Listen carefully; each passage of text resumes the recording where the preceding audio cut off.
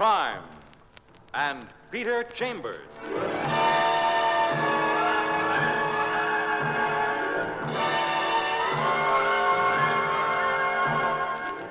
Created by Henry Kane, transcribed and starring Dane Clark.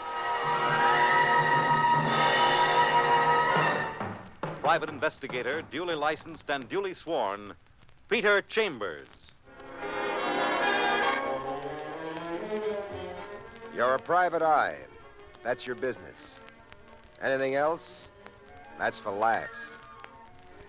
This one figures for a lot of laughs, and you're being paid for it, which adds a rare quality to the laughter.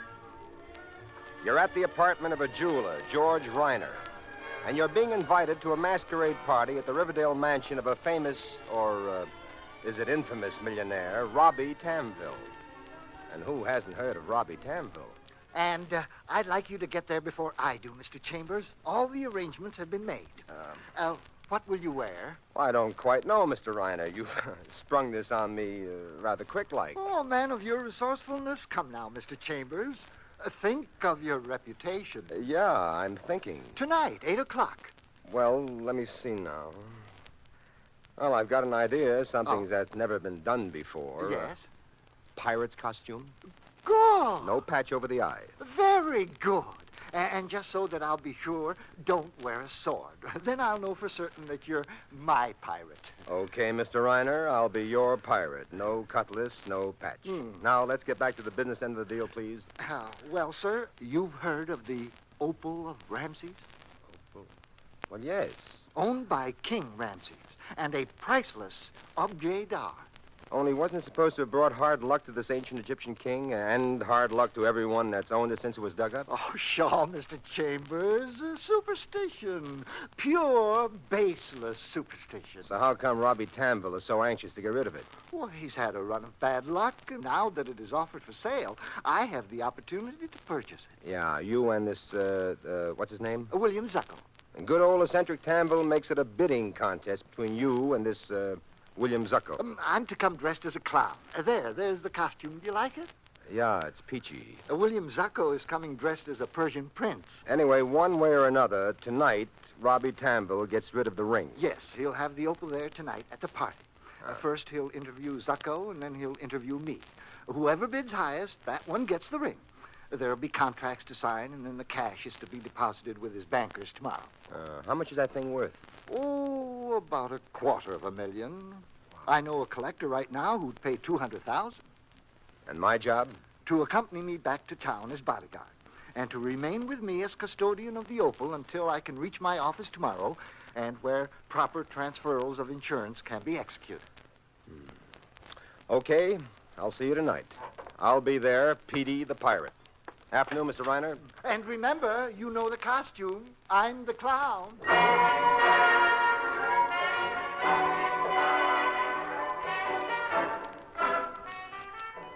So, that evening, you're living it up amongst the swells. Everybody's wearing masks and everybody's wearing costumes, but your client, the clown, hasn't shown up yet. Meanwhile, you've latched on to a female with a lush and lovely figure, incongruously attired as a witch. You've danced, you've chortled, you've chuckled, but now you're dying of curiosity. So you waltz her off to a corner. Yes, my dashing buccaneer. Pray, what wish you of the witch? Unmask a witch, else this pirate walks the plank. If anything as prosaic as a plank can be found in this diamond-studded shack. Will you unmask, too? Because I'm just bursting with curiosity. You take your mask off, and she follows suit, and, brother, you've hit the jackpot. Blue eyes, tiny nose, dimples, and a wicked little smile that just verges on being seductive. Like? Oh, I love. Good. Because I like what I see, too. So, let's get acquainted. My name is Patricia Holmes. Peter Chambers. What do you do?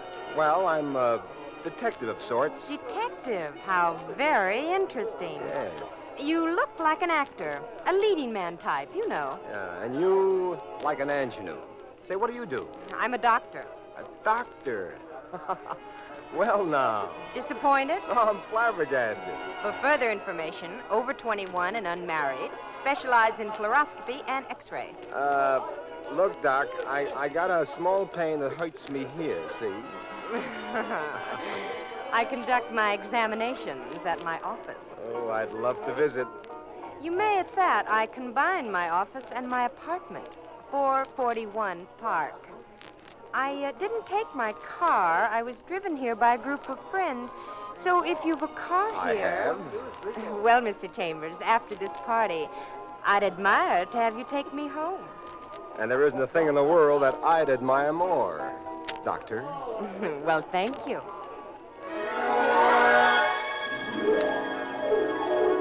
But all the while you're talking, some joker's jostling you from the rear. True enough, the joint is crowded, but that crowded it ain't. And finally, you whirl on the guy who's wearing the toga of a Roman senator. Oh, I'm sorry, Mac. It's a little crowded Now, here. wait a minute, Buster. It's not that crowded, so take it... Real sensitive, our dear old private optic, eh? Is it because he's engaged in conversation with so beautiful a damn... Louis Parker!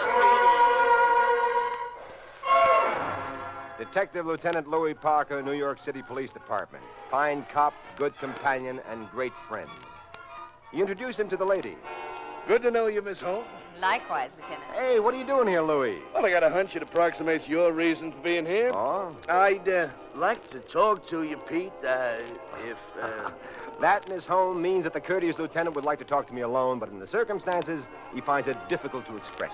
Your beauty, Miss Holmes, makes it even more difficult. Hey, listen. You like it? Most gallant, Lieutenant. If you promise not to keep Mr. Chambers away too long. I promise. Good enough, then. I'll see you later.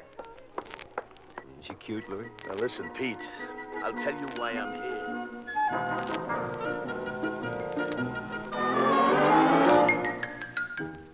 Develops Tamville isn't too eccentric after all. What with carrying that opal ring around on his person, he invites Parker to his party so as he can have some law and order around the house, just in case. You give Louis the dope on why you're present. Which means that outside of you and me and Tamville, the only ones who know that this ring is here tonight are George Reiner and this William Zucco. That's straight from the horse's mouth, which is Tamville. Now, Pete... Hey, look. You look, and you see the Persian prince strolling out to the garden. He looks hot. He's taking off his mask. Let's go join him, Petey, just for the heck of it, huh? Yeah, it's cooler out there. Mustn't forget the bottle. Oh, we mustn't. This is Parker's night for relaxation.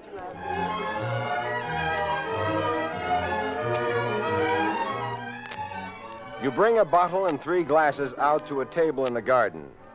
The Persian prince is nearby, mask off. You call him over, introduce him, and offer a drink. William Zucco is a tall guy whose black eyes give off about as much expression as a couple of shuttered windows in an empty house. You're about to hand him his glass when it slips to the ground. Well, you can't hand a Persian prince a dirty glass, so you pick it up, wipe it clean with a handkerchief, and you try again. Then you pour for the 3 of you, and you all drink. Good. That hits the spot, as they say. Thank you, Mr. Chambers. Would you like another, as they say? No, thank you. You know, you look real right handsome as a Persian prince, Mr. Zucco. Oh, no, not really. That was Robbie Tanville's idea. And you don't cross Tanville, not when you intend to do a little business with him. Oh? You, intending to do business with Mr. Tamville? Well, yes, I think so.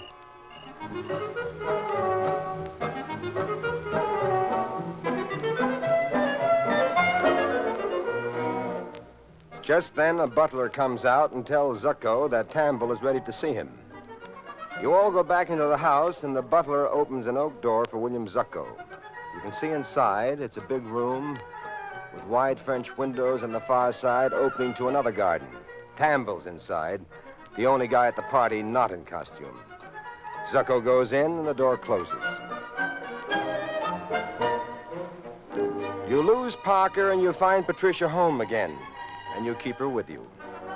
And finally, Zucco comes out and goes up a flight of stairs, and then, not 5 minutes later, your client, the clown, appears. You wave to him, but he doesn't wave back. He proceeds directly to the oak door, goes in, and then... The shots are from Tambell's room, and you and Parker bust in there fast. The French windows are wide open. There's no one in the room except Tambell, and he's very dead. All right, everybody out of here. I'm Detective Parker, police. Now get them out, please. Everybody out. Come on, you stick around, Petey. Out. That's right, out. Nice, huh? Yeah.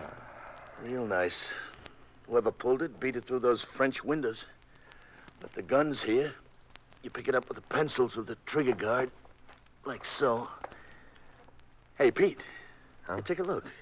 That barrel, look at the scratches. Fresh ones. Yeah. Hey, it looks like there was a silencer on that barrel, Louis, not too long ago. But, say, we heard the shots. Yeah. Any ideas? Not a one, you? Not on this silencer bit. But I got a lot of ideas on friend murderer. Really? You saw who came in here last? Well, yeah. Yeah, your client, that's who. The clown guy, mask and all, but the only clown at the party. Now, look, Louis, don't let's jump to conclusions. Jump at After conclusions? Pete, this conclusion don't have to be jumped at. This comes up, it hits you on the jaw like a hook from Marciano. Let's have a look at the late Mr. Tamville. Now, ain't on him, Pete. Motive for murder? An opal ring worth maybe $250,000. Missing.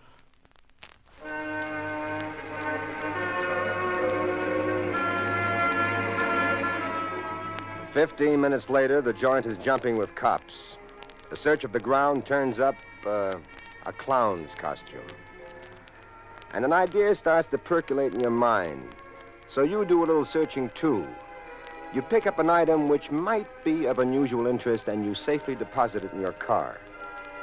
No guest is permitted to leave until he or she is thoroughly searched by an expert. And that turns up nothing, no opal ring. But the search of the guest does develop one item of importance. One guest is missing. Your client, Mr. George Reiner.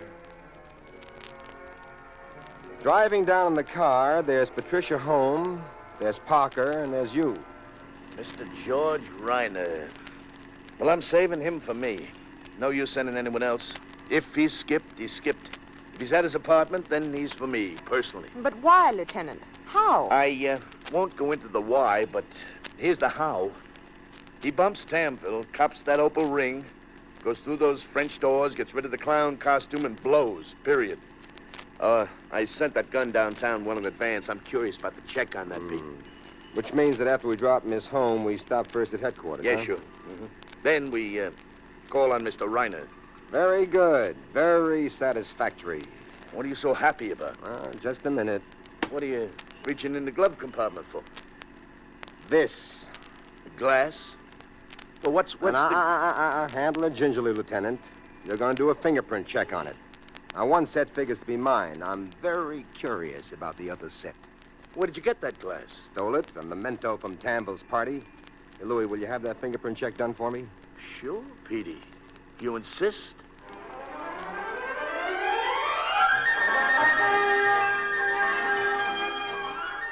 You deliver Patricia home, and you promise to come back there to bring her up to date on developments, no matter what the hour. And then you deliver Parker to headquarters, and you wait in the car while he goes in with the glass. When he comes out, he's got a peculiar glint in his eye. He tells you the fingerprint checks on the glass will take some time, but that he's put a rush on it. And then he clams. And when Parker clams, he's tighter than a barfly at curfew time. And finally, you're at George Reiner's apartment. Oh, Mr. Chambers, I'm so glad to see you. But Parker pushes through and shoves a gun under his nose. Mr. Reiner, is this your gun? Wait, let me see. Yes, it's my gun. Well, it's nice of you to admit it, but whether you admit it or not, the serial numbers prove it's your gun. Fingerprints on it are smudges, but ballistics show this gun killed him. Now, any way you look at it, kiddo, you're up the creek. Killed? Killed whom? Oh, will you look at him making with the innocent baby act. Killed Robbie Tamville. Robbie Tanville. Mr. Chambers, is this true? Yep. Who is this man? Lieutenant Louis Parker, homicide, who thought he was going to have an evening of relaxation. You deny that you killed him? You stole that ring, that opal from King Tut or one of those other wrapped-up mummies? Of course I deny it. Brother, you were seen to go into his room. The shots were heard. The gun was yours. The bullets from the gun killed him. The French windows were open. The clown costume was found on the grounds. You were the only guest missing. And you knew he had the opal on him. Now, where's the ring? I don't have it. Now, look, you don't... Wait a minute, Louis. Just a minute now. Mr. Reiner, you heard the lieutenant. Yes? Do you have any explanation? Well, I can only tell you what happened. Or what did happen, Mr. Reiner? Well, sometime after you left, my doorbell rang. I answered it, opened the door, but there seemed to be no one there. I stuck my head out and was struck on the back of the head. That's all I remember. When I regained consciousness, I was bound and gagged. It took me hours to untie myself. When I finally did, I looked about thinking it was a robbery, trying to see what was stolen.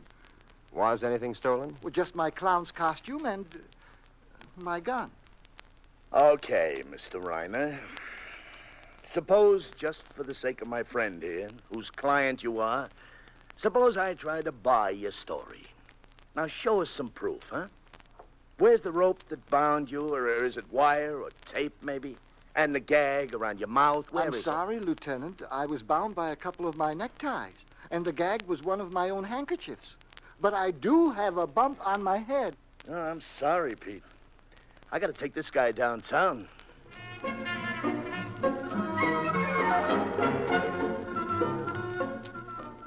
You tell Parker where he can reach you, and then off they go to headquarters. And off you go to Patricia Holmes' apartment. Dr. Holmes is comfortable in satin lounging pajamas, and no doctor ever looked better in lounging pajamas. You bring her up to date on your facts, and then she takes you about, showing you her equipment, the fluoroscopes and the x-ray machines. And then you're settling down in a comfortable divan with a good doctor for some conversation about doctoring, when...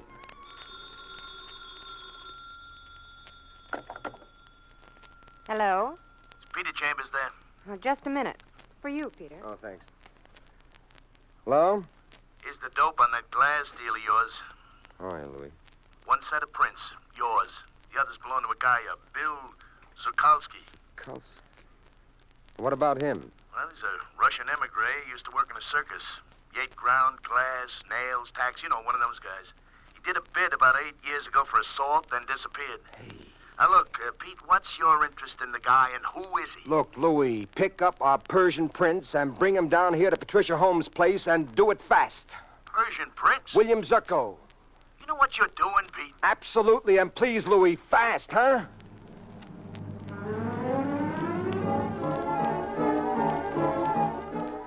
Half an hour later, Parker shows at William Zucco. You don't waste any time. You accuse Zucco of the murder of Robbie Tamville and the theft of the opal ring. Ah, you are talking through your hat, mister. If I had that opal on me, they'd have found it. I didn't have it, and I don't have it. Oh, yes, you have. Have I? Then prove it instead of talking like a big guy and doing nothing. Talk is cheap. Proof. Prove it. Demonstrate. First step in the demonstration is to clip him under the chin. And then you drag Zucco to Dr. Holmes' fluoroscope, and you stand him up behind it. And she starts the do-jigger going. Hey, I see it. Clear as day. Where? Through the fluoroscope thing. It's in his stomach. Clear as day. The ring with the stone in it. Come on out, Pete. Take a look at this. Well, who's going to hold him Out up? me. I'll hold him Get up. him. Oh. I got it. Go ahead. Yeah. Sure enough, there it is.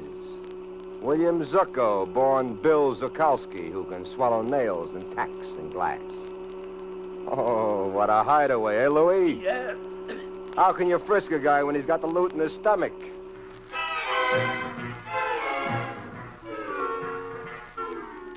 And 10 minutes later, when you've convinced Zucco, or Zuckowski, or whatever his name is, that you've got him dead to rights, he straightens out the deal for you. Okay, so you knock out George Reiner and you clip his clown costume and his gun, huh? Yes, and I bring the stuff up to Tamville's and hide it in an upstairs room. And then when you're drinking with us, the butler calls you. Oh, it's a good thing I dropped your glass because I wiped it clean with a handkerchief, which, after I handed it to you, left only my prints on it and yours. Inside, I killed him. I used a silencer on Reiner's gun. 1 bullet. Then I came out, went upstairs, put the clown costume over mine, went back into Tamville's room, supposedly as Reiner took the silencer off and put 3 more bullets into him.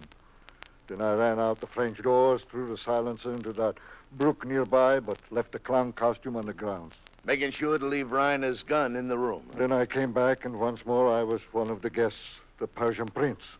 The way it looked, Reiner killed him, dropped off his costume, and ran away. I thought no suspicion would attach to me. Well, you might have been in the clear if not for my friend, the shamus here. Pete, where did you get the idea for the prints on that glass? From you? Yeah, I know. From me? Well, you're the guy that told me that aside from us and Tamville himself, only 2 people knew about that opal being on him. Reiner and Zucco. Yeah. Now, Reiner retained me and paid me a fee to act as a bodyguard when he would buy it.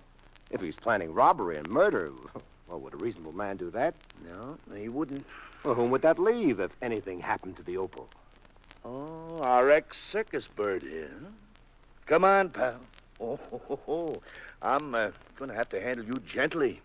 After all, in a way, you're sort of a receptacle for evidence. And like that, you're pretty valuable.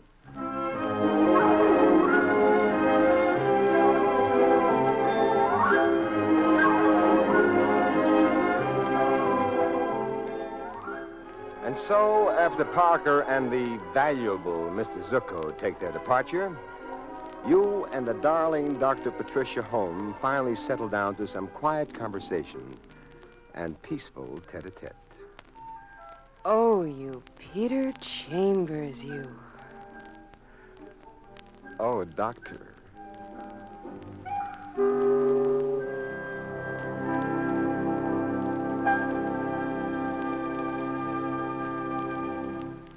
And there you've had Crime and Peter Chambers.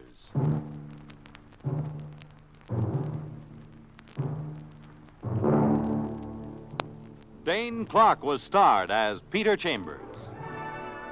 Crime and Peter Chambers, transcribed, was created and written by Henry Kane. Others in the cast were Bill Zuckert, heard as Lieutenant Parker, Joe Boland as Reiner, and Nancy Wilder as Patricia.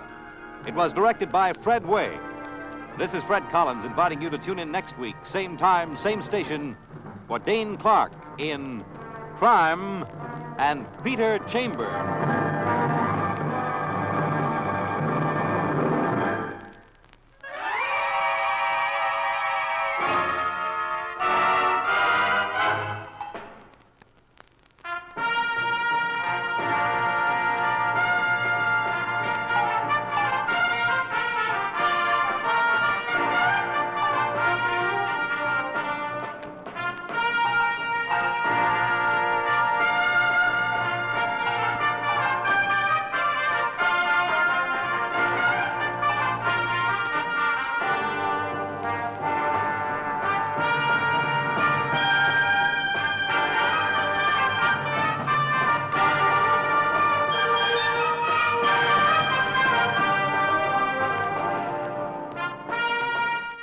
Crime and Peter Chambers has come to you through the worldwide facilities of the United States Armed Forces Radio and Television Service.